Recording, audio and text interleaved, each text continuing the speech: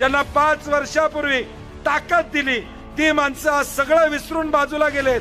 ते जर उद्धव ठाकरे साहेबांना विसरू शकत असतील, ते जर बंटी पाटलाला विसरत असतील, तर तुम्हाला तुका लावायला वेळ लावणार नाही, ते लक्षात ठेवा। मागच्या वेळी आमचं ठरलंय म्हणून या ठिकाणी निर्णय झाला, आता जनतेचं ठरलेलं आहे शाहू महाराजांना खासदार करायचं। आज जी मंडळी या ठिकाणी टीका करतात उद्धव ठाकरे साहेबांच्यावर, मला त्यांना विचारायचं आहे, तुम्हाला मोठं केलं बाळासाहेब ठाकरे साहेबांनी, तुम्हाला ताकद दिली उद्धव ठाकरे साहेबांनी, आज कुठल्या तोंडाने तुम्ही गुवाहाटी आणि सुरतला या ठिकाणी गेला, याचं उत्तर जनतेला कळणं या ठिकाणी गरजेचं आहे। माणसं तुमच्याबरोबर गेली असली तरी जनता मात्र आज उद्धव ठाकरे साहेबांच्या बरोबरच आहे। पवार साहेबांचा पक्ष फोडला, काय मिळवलं तुम्ही?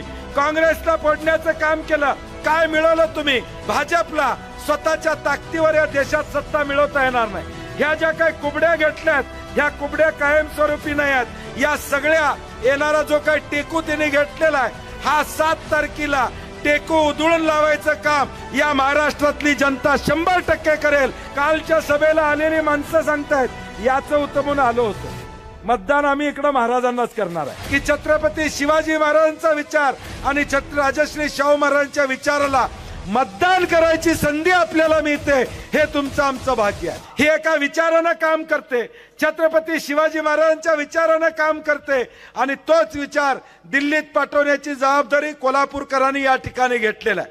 मागच्या वेळी आमचं ठरलंय म्हणून या ठिकाणी निर्णय झाला, आता जनतेचं ठरलेलं आहे शाहू महाराजांना खासदार करायचं। आता जनतेने ठरवलेलं आहे की लाखो नाही मताधिक्याचं रेकॉर्ड आपल्याला ब्रेक करावं लागेल, या पद्धतीनं आपल्याला या निवडणुकीमध्ये सहभाग घ्यावा लागेल।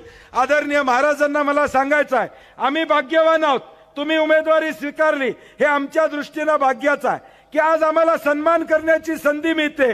मी तर म्हणेन 2024चा मतदार हा भाग्यवान आहे। मागच्या काळामध्ये कधी हे भाग्य मिळालं नाही, परंतु 2024च्या मतदाराला भाग्य आहे की छत्रपती शिवाजी महाराजांचा विचार आणि राजश्री शाहू महाराजांच्या विचाराला मतदान करायची संधी आपल्याला मिळते, हे तुमचं आमचं भाग्य आहे, हे तुमचं आमचं भाग्य आहे।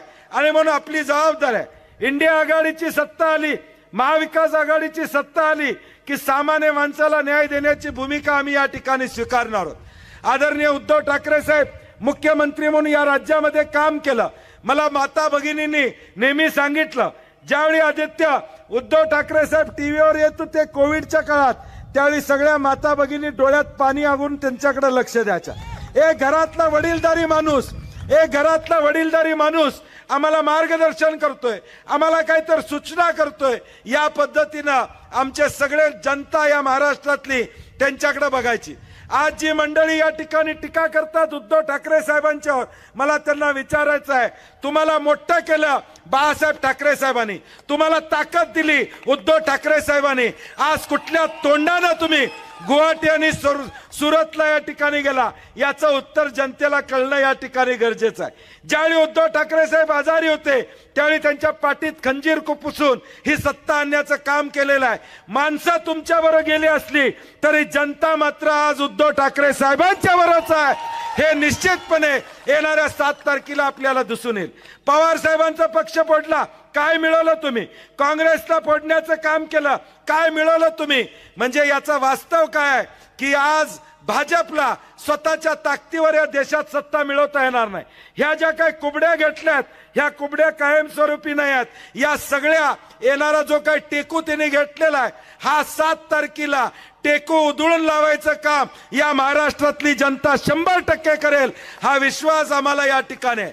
आज जो काही प्रतिसाद या महाराष्ट्रामध्ये या ठिकाणी मिळतोय, आज पवार साहेब असतील, काँग्रेस असेल, उद्धव साहेब असतील, जाईल त्या भागामध्ये लोक ताकदीने सांगतायत, कालच्या सभेला आलेली माणसं सांगतायत याचं उत्तमून आलो होतो, मतदान आम्ही इकडे महाराजांनाच करणार आहे। व्हिडिओ सगळे आपण बघतोय, काय करायचं, संस्था आहे, परिस्थिती आहे, यावं लागतंय, परंतु मतदान मात्र आमचं शाहू महाराजांनाच आहे।